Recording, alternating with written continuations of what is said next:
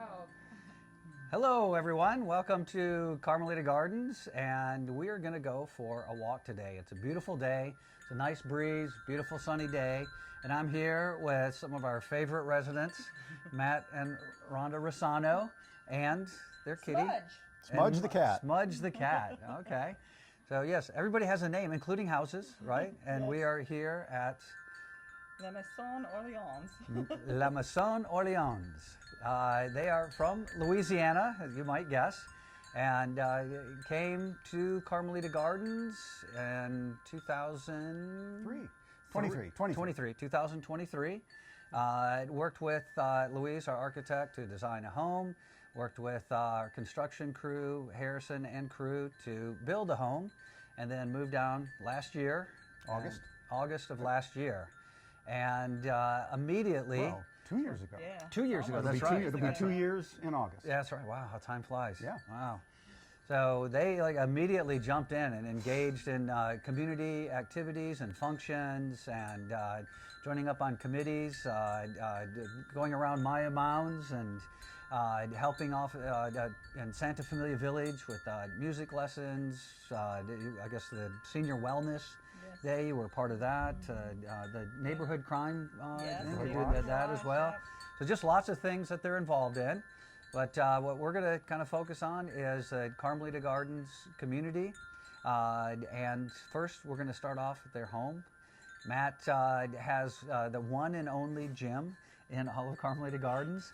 And as a neighbor, I look out every morning and I see him doing his exercise and all of that. And I think I should really do that one of these days.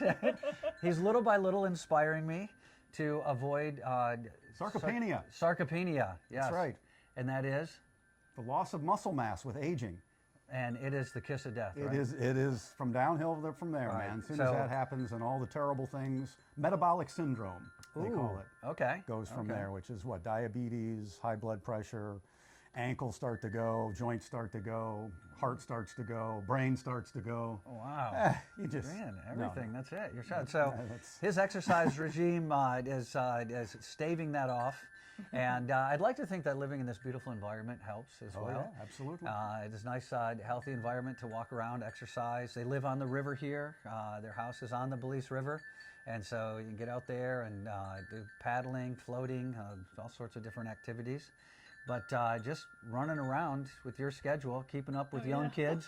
Rhonda gets her own exercise in with these young souls running around, coming to her house to play her pump organ, or teaching classes in Santa Familia Village. Just had one of the young men ride his bike over yesterday and knocked on the door.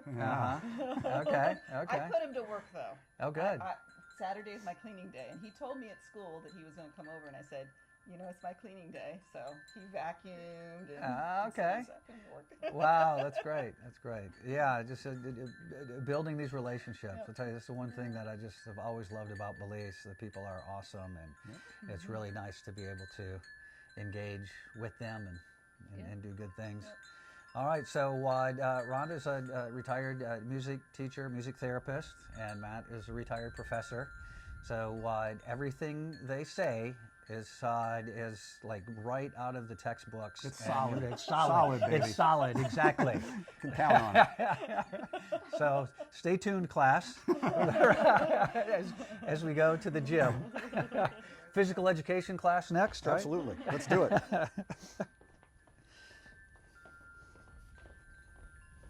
So I like this. Beautiful. Is this the garlic vine, or what is? Well, that's what some people call. I think that's what Mark called it, but it's actually called a Bengal trumpet vine. Bengal trumpet vine. Bengal. Okay. Bengal. Like Bengal. Yeah, Oh. like India Bengal. Okay. Bengal. Oh, Bengal. Oh, okay. Okay. Or some people will call it a clock vine because all of the vines are supposed to go in clockwise direction, but mine don't. Okay. Maybe something to do with being here in Central America. You know, just Counterclock. Like the sun doesn't Oh, go right, yes. you know, Like, maybe It's different in the tropics, right? Yeah. Now, the audience should probably know I'm a minimalist when it comes to working out. You know, push-ups, chin-ups, sit-ups. So I forego the really expensive equipment. It's pretty bare, but that's the best kind of workout for you. Builds the balance and the core and all that kind of stuff. So, Okay. so here you go, gang. This is the gym, such as it is. Yeah. It's a big one. There's a light. And you don't have a mirror? How do you? You know, I should probably get some mirrors. That would really be cool. But does- no, at the moment, no. Right now, Does it's just the basic narcissism equipment. help stave off sarcopenia as well? You know, a healthy concern about the body and keeping the body looking good is okay. Nothing wrong with that. Okay. Yeah. All right. But sure. But do I stand in the mirror in the bathroom and flex every now and then? It's good for the I yeah. have to admit, yes, every now and He then. has names for his biceps. Ah, okay. Yeah. Edgar and Carlos. Oh, was the name really? For, All right. for the kids when they were little, they'd come up and they go, "Daddy, is that Edgar?" Okay. No, that's Edgar there. That's Carlos over there. Oh, yeah, that's good. yeah, Okay. Shouldn't be on the wall? The chin-up bar? Yeah. Well, actually, I hang that on the steps. Oh, The steps, the back steps down there. I hang it on there, and yeah, Okay. use it there. Oh, yeah. Yeah. Okay. But with this, I mean, you can do your chin-ups, your pull-ups, you know, and then come in here and do some standing military presses, standing, you know, bicep curls and bench curls, and you know, this is all you need. Something Yeah. simple, And just a regular routine. and then you just got to stay with it. But I Yeah. tell you, when you stay with it, you get hooked to it. Oh, Because if I go a day without working out, I feel it. Oh, you yeah. know, because as soon as I get done working out, I take my cold shower, I drink my smoothie in the morning. Oh Okay. man, I feel Yeah. great. You're ready to conquer the world. I'm just energized, happy, just Awesome. ready to go.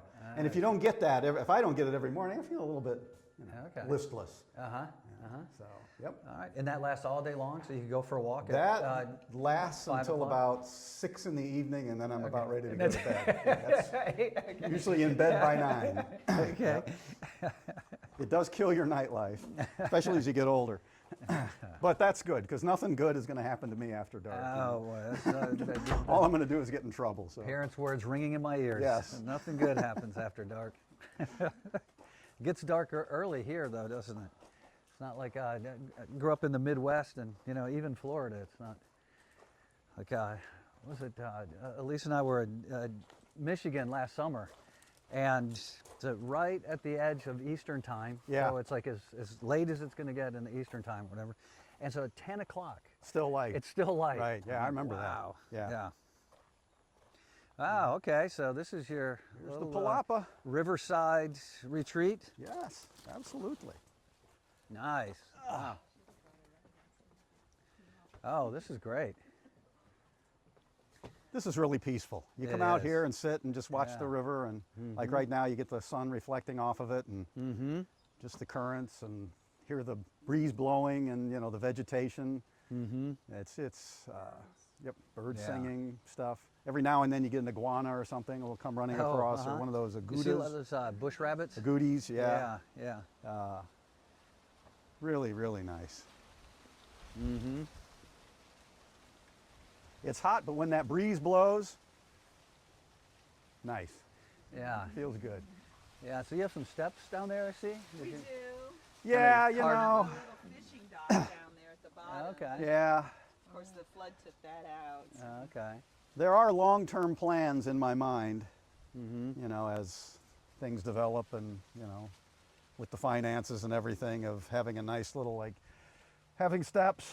You know, but they're going to have to be some kind of steps that, I don't know, wood, concrete, I don't know, something that can withstand the water and There, right. when the water rises, and that sort of thing. And then because we got a nice flat Yeah. area like a over there, terrace there. It's like, yeah. you know, just put some chairs and tables, stuff that you can easily move when you need Right. to, and just be able to sit out there, and Yeah. you know. And feed some bugs. So, yeah. So do you fish, or do you, is that When I was a little kid, I used to fish. okay? So I you- was great at catching bluegill. That seemed to be the Oh, only thing I would catch. My brother and I Yeah. would go out, and he'd bring in perch and Okay. all kinds of stuff. And what do you got? Bluegill. Bluegill. Hey, that's a nice bluegill you got there, Matt. That was it. I used to catch bullhead. Bullhead, You know, sure. it's like a catfish. Yeah, Yeah, so you know, yeah. you know, yeah. I loved it. It was tasty. Also, Sunfish, we used to catch some. sunfish. Yeah, yeah. So, no, there's tarpon here. Now you wouldn't eat that, but there are also catfish. Probably tilapia, I bet, aren't there? Probably some tilapia, but the popular one is the snook. Yeah. It's a freshwater. I think it might be like in the cichlid family, but it's a nice table fish that they catch. Yeah. But yeah, one of our friends from across the river, he's got a little honey hole where he catches catfish all the time. Yeah. So I remember during the COVID lockdown, you know, we're trying to, you know, see can we feed ourselves, and the bounty of the river was, you know, right in our backyards. And most of the time, we're out there catching our catfish. Blacken that catfish like they do in South Louisiana. Oh, there you go. Yep. So Paul Prudhomme, right? Yes, yeah. Got everybody into the blackened fish, which Elise is still struggling with that one. Is that right? She's like, hey, can we have blanket fish? I'm like, blanket fish? What is blanket fish? But now I know what it is.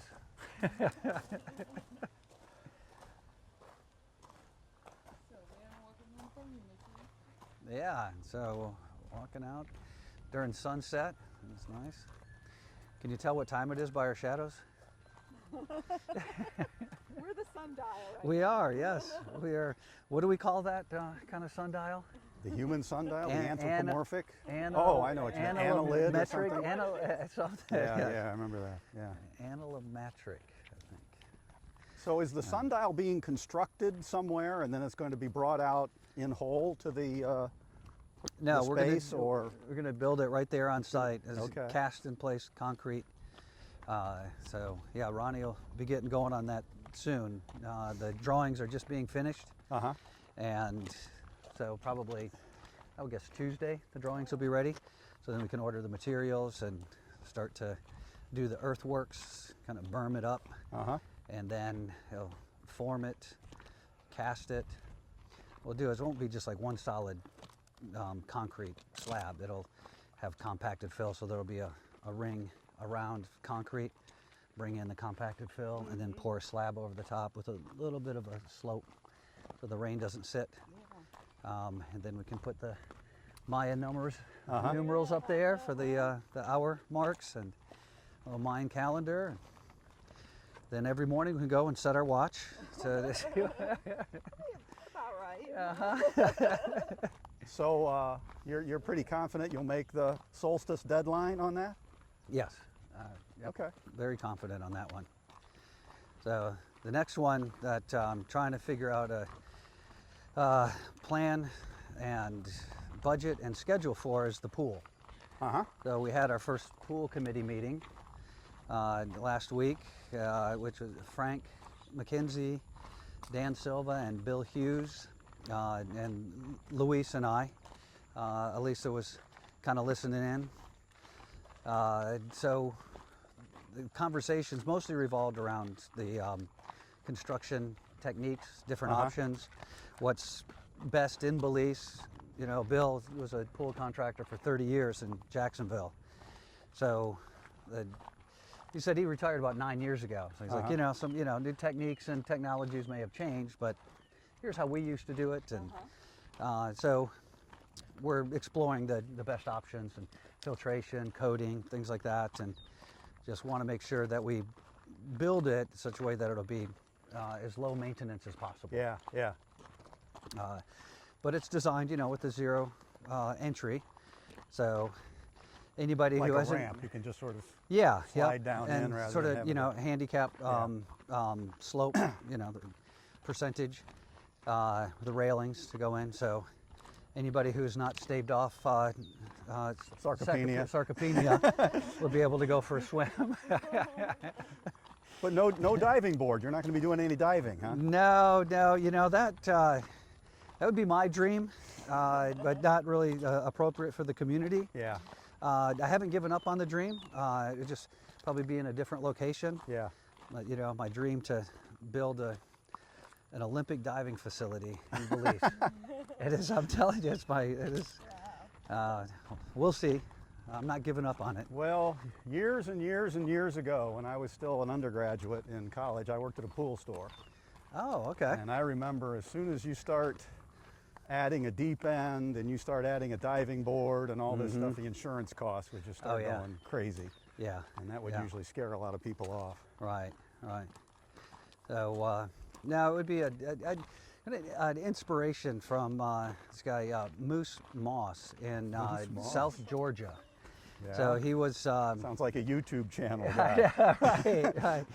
So he was a fighter pilot in World War II, and then when he returned home to the farm in Georgia, he was a gymnast. He was never a diver, but for his kids, he built a little pool with a little 1 meter diving board, and just really got into the sport.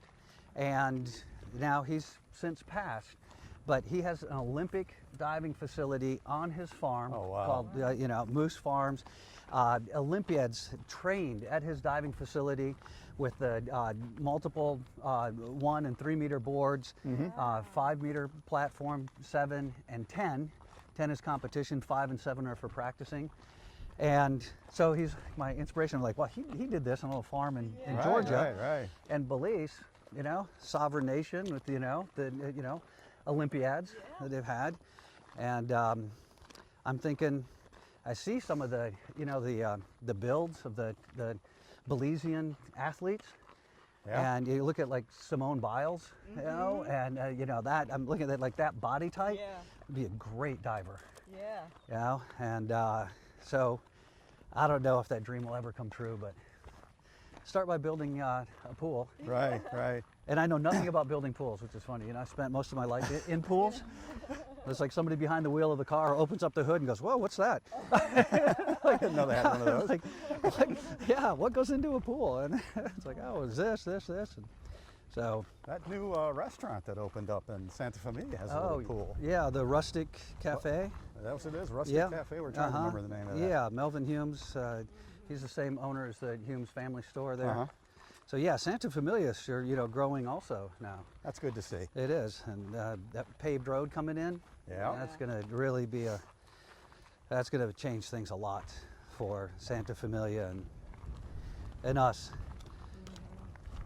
And Carmelita Gardens, I assume, has played a pretty substantial role in things kicking up economically in the village, wouldn't that be true? Yeah, so I've heard, and that was Dan Silva's family farm here when we started Carmelita. That was the one thing he said, Phil, you can come up with whatever land plan you want, build what you want, do what you want, but just make sure that Santa Familia wins. Right. And so that's always been one of the core, missions for Carmelita Gardens. And you see the jobs that we've produced, the economic impact, definitely. So many people in the community go and they shop there, they patronize different businesses, they hire people, and not just menial labor jobs either. We've got people that are in management and doing really good work, and it's really inspiring to see. And when they did the groundbreaking, even Dan said that the ministers all sort of recognized that and like, wow, this is things are really happening in concert, and it's nice. When we go over here to the sundial, see what time it is.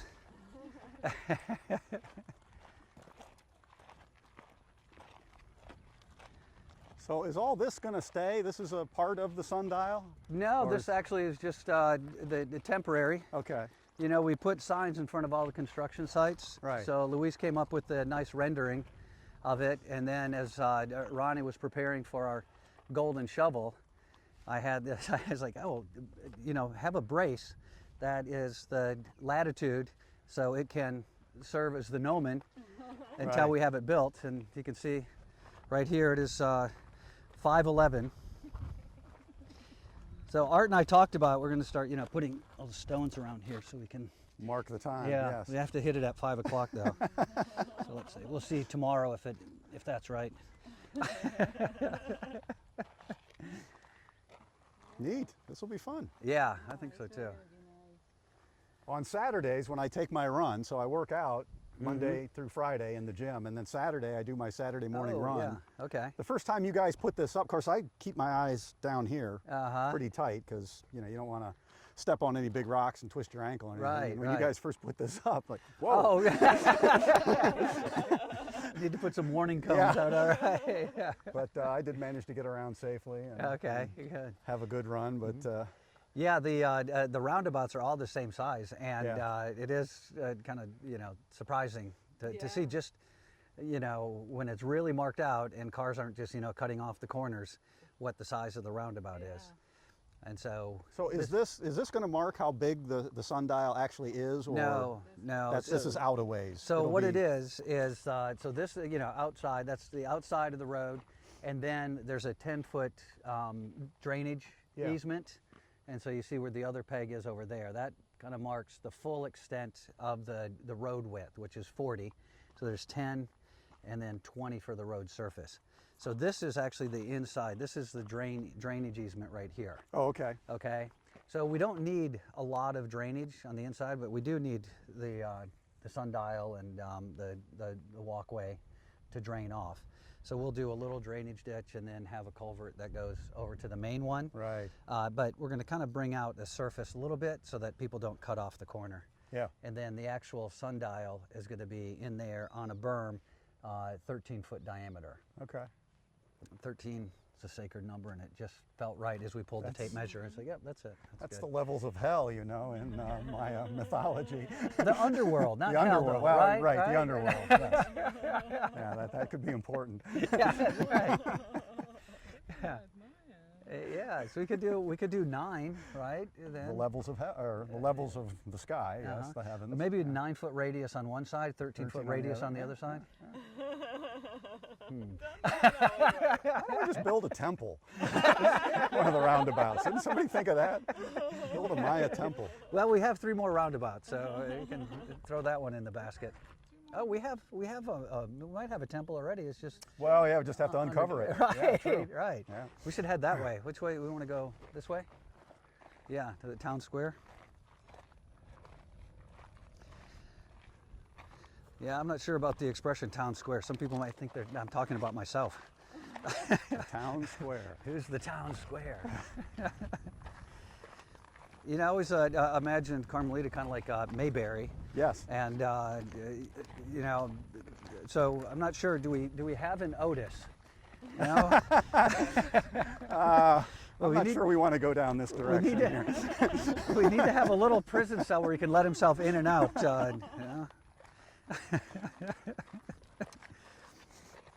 But that'll be, the pool and stuff will be right.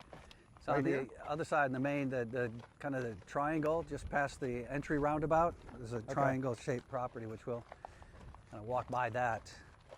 But as far as the Maya Mounds, Matt, this little rise on the Right.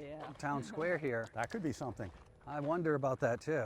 I don't know, That, and then you've got another small one over there that yeah, Over which there. is on a lot. Oh, So this one, I think it's how it's positioned would be great for like a stage or amphitheater up Yes. there, Yeah, which is I'm thinking probably what the Maya used it for maybe. when they had concerts karaoke at nights. their karaoke night. Right. There you go. Yes. So, Matt, you remember the archaeologists that came out from the Department of Archaeology Yes. and said that they thought that our largest mound was circular, Yes. which I just think is so cool. I don't know, but my imagination runs wild thinking. At the same time, I was talking to one of our owners, Andre, whose wife is from Mérida, Mexico, and she actually does these like ceremonies in the Temescal. The Temescal being like their hot baths, Okay. saunas, whatever. And they're all round. Everyone that I've seen, that Yeah. I've researched Temescal, they're round. So then I thought, wow, maybe Carmelita Gardens was like a resort town, like Hot Springs, Arkansas, or I don't something. know. It's like Could be. the rich and famous Mayans came here, and then they'd have the concert on the green. Yeah. Right? No, they did have sauna baths. Yeah. I mean, So, that was part of their rituals and traditions and and whatnot. but do you know, did they have like resort towns, or was it just part of their metropolises? Yeah, you know, I don't think so. You know, the concept of taking a vacation or going to Right. resorts, I mean, that's pretty modern. I think so I mean, too. they would just build those things in, Yeah. you know, as part of a residence. Part of the elite residents Yeah. would have that. Yeah. And then I think they did have some public ones, if I remember correctly. You know, sort of like the Romans, where they would have the public baths, and then they'd have more exclusive ones for the elites. I really liked that presentation you did the other night about the equinox. And Oh yeah, that was fun. yeah. Yeah, we should do more of those. I enjoy those. Okay. Yeah, you get that. Gotta get Oh. the activities committee on that, right? Yes, there you go. Right. Do you So, guys want to plan, like, I don't know, once a month or once every 2 months or something, some kind of I think we could do lecture that. with a dinner? Yeah. Well, we for a while we had what, the supper and seminar, something. okay. Oh, I like that. Yeah. I'm And so are fine, these, as long as I have a little notice as to what, you know, to prepare something, prepare a topic. So the topics up to you, or we have So the, far, it's been community suggestion? demand. Oh, okay. Like people Okay. wanted pirates, Uh-huh. so I did something on pirates, and then Okay. it was Harry that suggested, since we were having the equinox celebration, Uh-huh. do something on the equinox. Okay. Didn't JC say something about rum? Oh, Sounds right. like something that JC would. Rum, or I could do the history of beer very easily. Okay. Maybe that's what you were talking about. Yeah. You said, gotta put rum in there. Mm-hmm. I think it was after the pirates talk that we had a rum sampling. Somebody, Oh, okay. Harry brought rum. We did a rum sampling, which is pretty fun. So here's one of the mounds right here. Here we go. It's a small one, but Yeah. I'm sure there's something under there. I bet you wouldn't have to dig more than about 6 inches before you found something. Probably not. Is that the main mound there?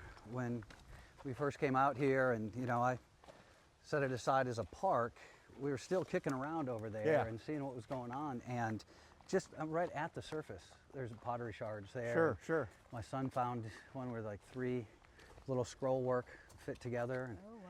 yeah, it's really cool. So You see how these trees almost form a little circular, you know, around the mound. oh, uh-huh. And there's almost, I mean, I'm sure it's just there's sort of a pathway. Uh-huh. So, oh, right. Just imagine Mm-hmm. a education trail Oh, of some sort. You know, Uh-huh. maybe starting there yeah. and then going around Mm-hmm. the mound, Mm-hmm. and then you have various stations Mm-hmm. where, you know, people stop and there's some kind of a display that explains, maybe based on the different time periods.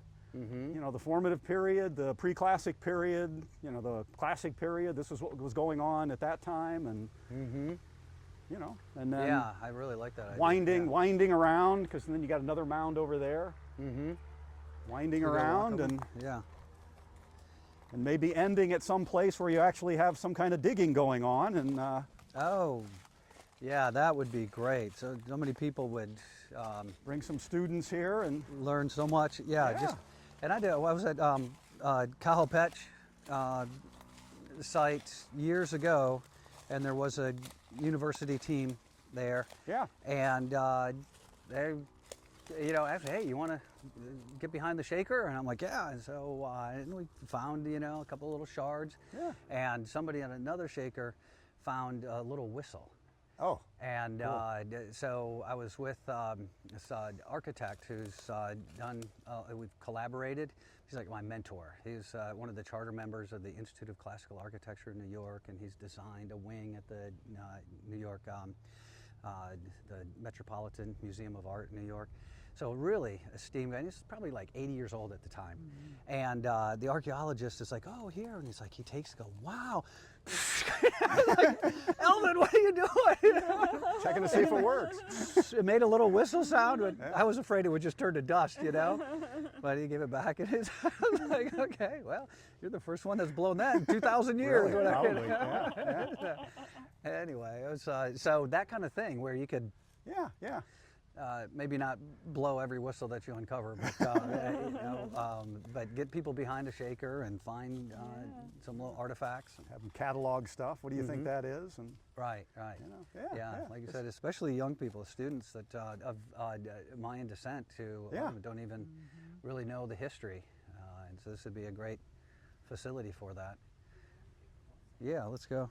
So I think I told you, Matt, that Dr. Awe is going to be back in Belize in May, and said to get in touch with him, and he'd come out and see if we can incorporate this into the larger survey area. Yeah, look, see, and then Oh, there's another one right there. going around. I mean, he got a lot of space here to have nice trails Yeah, and little stations, you know, stopping places, and and then have a little bodega to keep tools in there. And,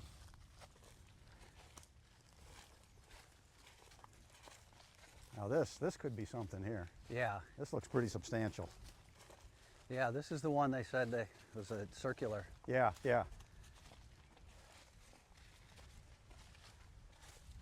Well, you're right along the river, so a trading post Yeah, or some kind of community here that was living off the river or trading with other communities using the river.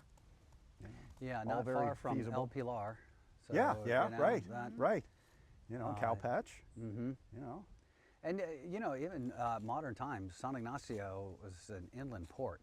They had these really low draft boats called pit pans, and they would come all the way up the river from the sea to San Ignacio, pick up goods and everything, and take it back again. So it's obviously very conceivable that the Maya had the same thing. Yeah. They, like Oh, you said, yeah, like a trading absolutely. route. They were going up and down the river, and the river might have been right here. Yeah. Like close. Who knows at the time where the river was? But yeah.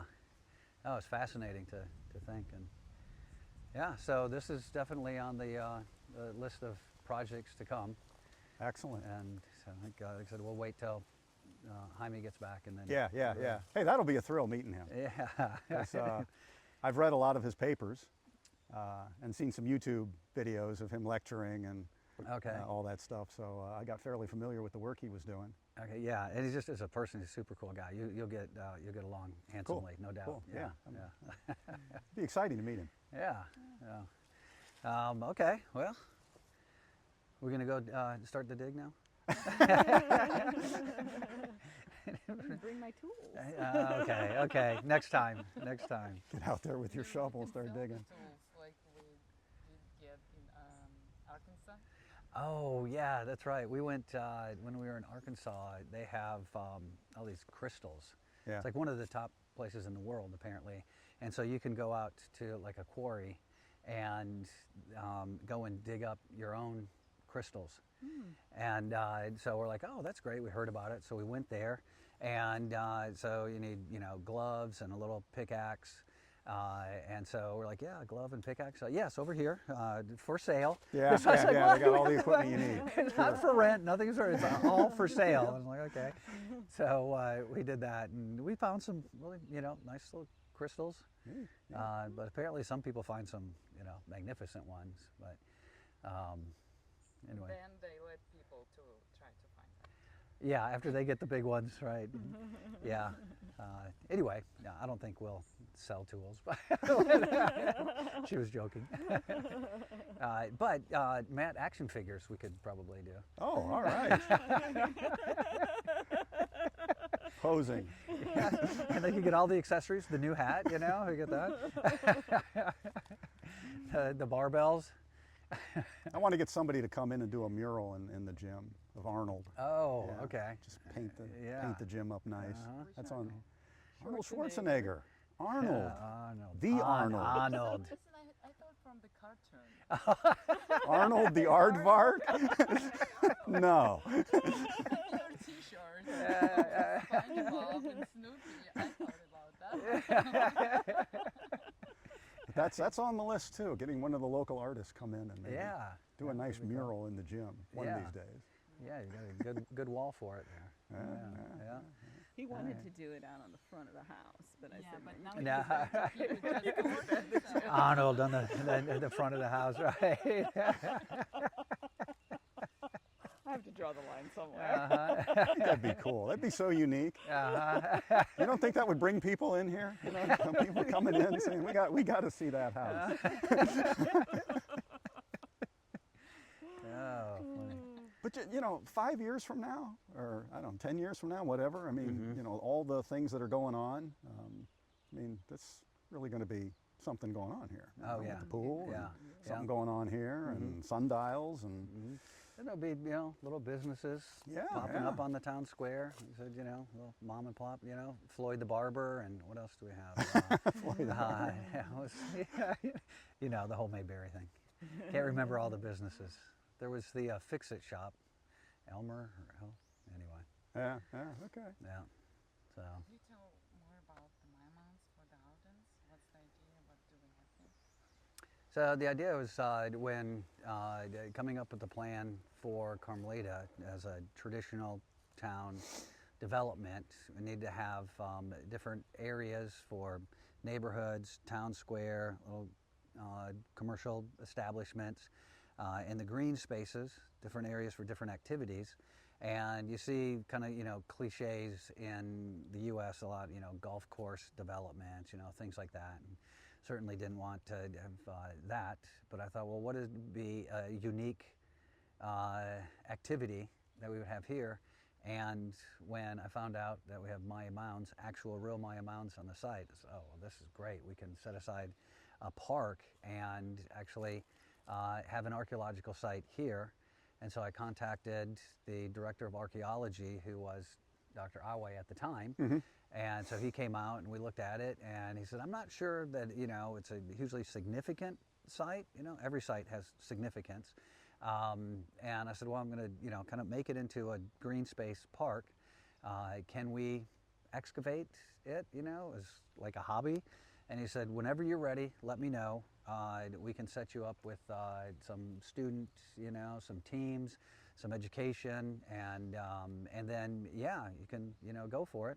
Well, all these years later, Matt shows up and he starts asking about the Maya mounds. The Maya mounds, like, wow, finally we have somebody who's really, really interested in this.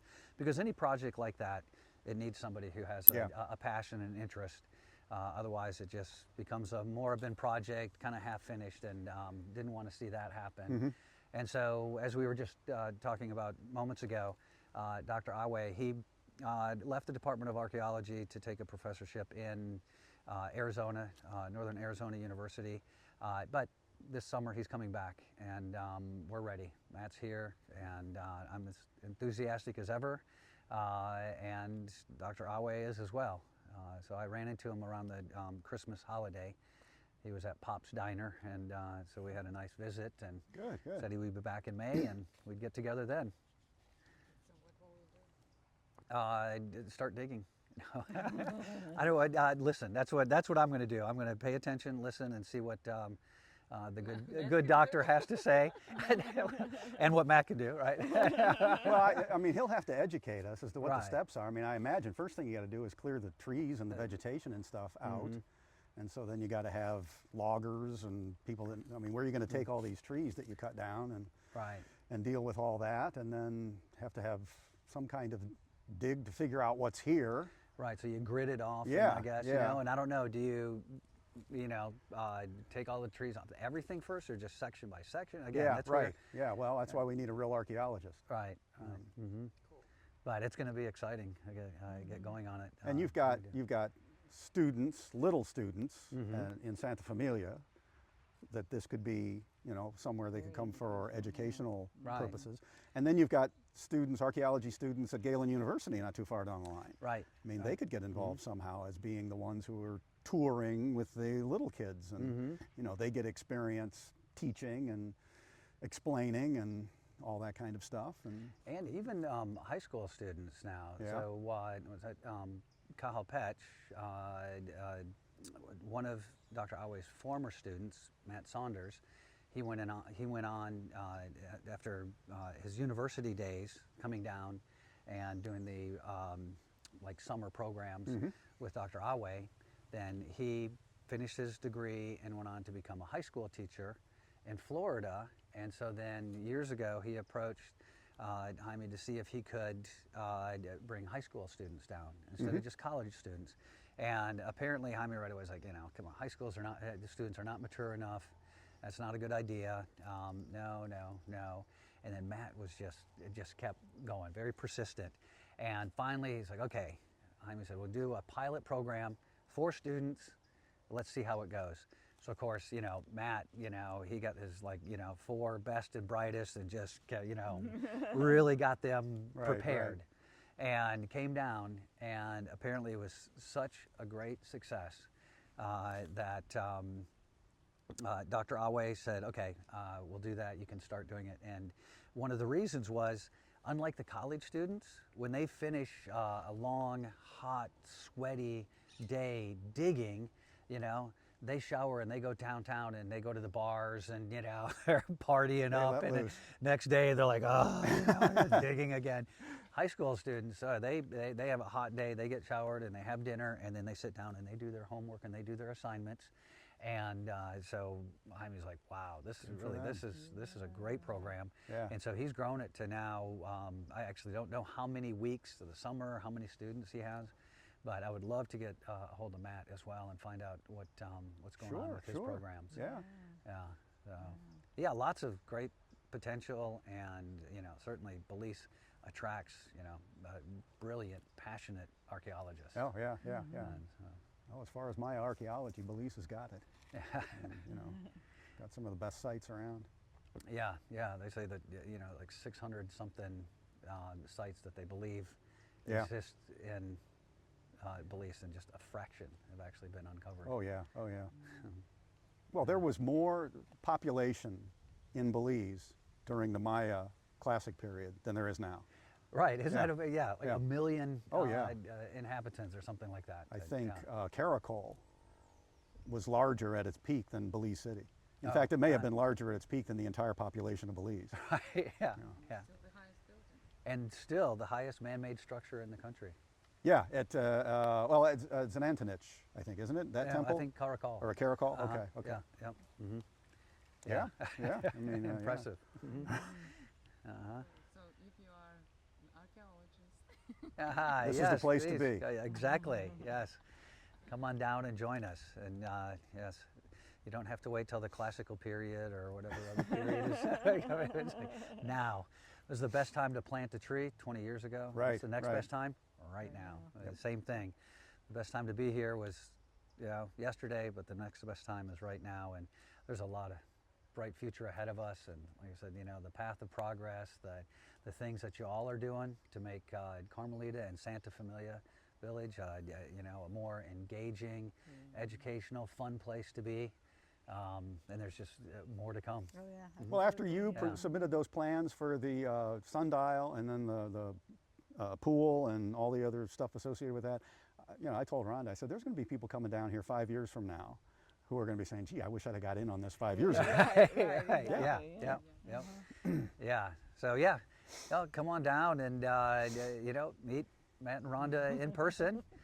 Learn to play the recorder and how to use a shovel, right? and yes, avoid sarcopenia. I'm into the gym. Yes. Right. Okay. Well, y'all, thank you very much for happy to do it. fun and educational walk. Bye-bye, everyone. Bye.